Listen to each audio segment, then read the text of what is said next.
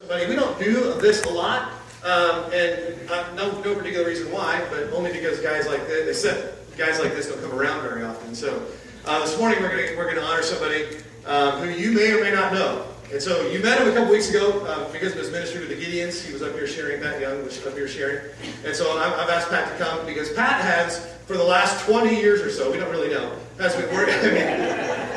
This is the first time he stepped out of that sound room in about 20 years. But for the past 20 years or so, Pat Young has been committed to run sound for us at CLA for about the past 20 years. And so he and I started having a conversation about, I say a year ago, but maybe it's a little sooner than that, 2 years ago, in which Pat kind of was letting me know, I feel like, it's time for me to retire, whatever that means. And I conned him into sticking around, and he would keep coming in, and I'd keep acting like I didn't hear him, and all that kind of stuff was going on. There was a lot of tactics on my part. And so anyway, about a month or two ago, he and I had a conversation, and we just decided to get real about it. And he was saying, look, it's important for me to be with my wife, and he has for the last 20 years, and this is no joke, aside from a couple of vacations here and there, he has been in that sound room for both gatherings on Sunday mornings, and oftentimes at 6302, for 20 years. So it's been 20 years since he's had an opportunity to really sit with his wife and enjoy worshiping with her together and hearing my wonderful talks and all that stuff that goes on here on a normal Sunday morning.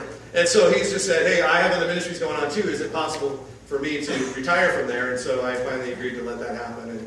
And so what I wanted to do is I wanted to honor him today because guys like this don't come around very often. And we know that to be true. But and while we don't ask this kind of commitment from everybody, we don't really even ask this kind of commitment from Pat. That's just the kind of guy he is.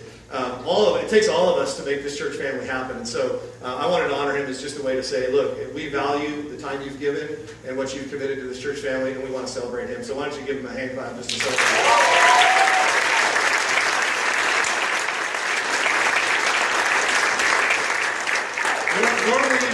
Normally the only time you see the sound guy is when some weird noise happens and you turn around to look at him. Nobody ever walks by and says, great job with the sound today, great job. But as soon as you hear something weird, you're like, oh, what's with the sound guy? What's going on back there? So anyway, I mentioned this earlier, and jokingly I told Pat first gathering, this is going to be awkward because I'm going to say it again, but it's an honor to say it again. I do want to say thank you from your church family to you for just years and years and years of commitment, going above and beyond what most people are willing to give, but even what the church really asked to give, and really you just did what we needed and went above and beyond that. And so as your church family, we're so very thankful that you've given the time, and really it's our honor to allow you to spend some time with your wife. After 20 years of wreaking havoc on your marriage, we'd like to help you now to spend some time with your wife and worship together. And so we're very, very thankful, Pat, for your being with us. So thank you very much. No problem. You were about 10 years old when I started?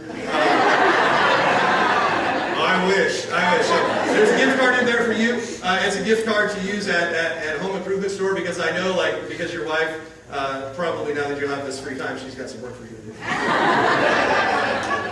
So there you go. There's some work to get done. Thanks, Matt. Very much. Thank you